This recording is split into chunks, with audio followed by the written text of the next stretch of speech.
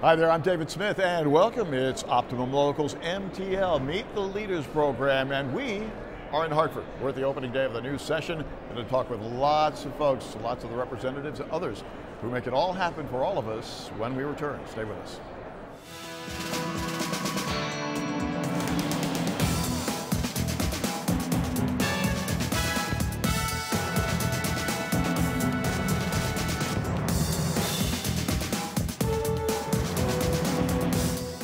We're here in Hartford. It's an exciting time to be here with the opening day of the session. It's always exciting. There's a buzz in the air, there's an optimism in the air, and it's the beginning of a shortened session. We are pleased to have Representative Fred Camillo with us from Greenwich, joining us from the 151st District. How are you, Fred? Good, David. Good to see you again. Nice to see you always, and it is an exciting time. There's no question about it. There's a lot expected, there's a lot hoped for, and hopefully a lot will deliver in spite of it being a short session.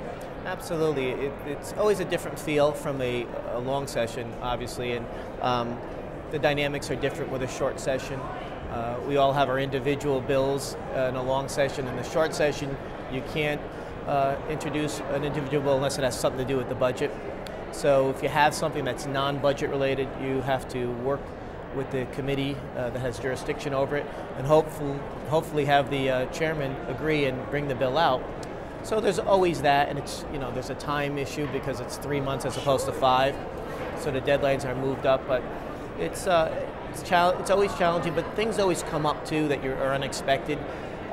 For instance, with the budget, not being what we had hoped for as far as the revenues coming in. So we're going to have to revisit that.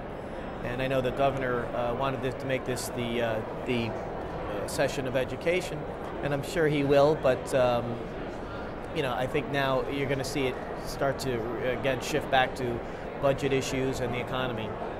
Yeah, the question comes, the education component is such a large one, and it encompasses so many different areas of life for the youngest to some of the older folks who are getting re-educated to get new jobs and so forth, get back into the workplace. It's a lot to work on, and clearly a shortened session is not going to do it completely. That's for sure. No, but I think giving credit to the governor, the fact that he's starting the conversation is a good thing. I thought the job session, while not perfect, was certainly a great start in October. And bipartisan support on that, which is so key. It certainly was. And, there's some things that have been done in the last year that have not panned out, and we're hoping that both the legislature and the governor will relook at something, take another look at some things. And that's the whole thing. You do it in a spirit of cooperation and respect. You try, to me, the philosophy is always try and work it out behind the scenes. Running to the newspapers and the news stations first is not a good way to do it. Even if you have good intent, it's not a good way to do it. So you try and work it out, with everybody, both sides of it out, and hopefully get some things done. But at least you understand why somebody's against something or for something, why they may vote for it, why they may not vote for it.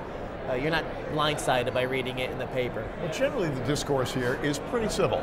Yes.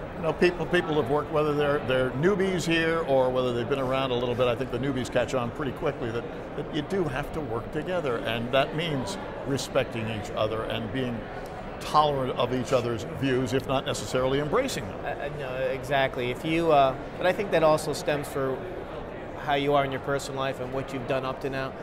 Because if you've done that in your life and you get along with people, you're pretty much going to carry over. Does it always happen or no? Sometimes you do see some flare-ups, but for the most part, I think people are generally respectful. A lot of us get along really well. Doesn't matter.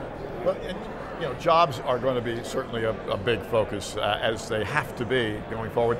You've taken a great deal of interest in small business in particular and getting loans and help for small business along the way. Is there hope for more improve on that? Yeah, I think I know on the Republican side, we're going to try to expand some of the things we did in the jobs bill. Last year I was very, very proud as a ranking House member, my first year on the Commerce Committee.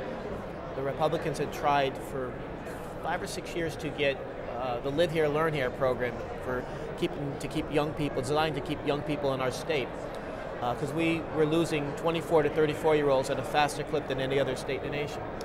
And I remember sitting down with Representative Berger, who was the chairman, doing the jobs bill, and he says, well, what do you really want in here?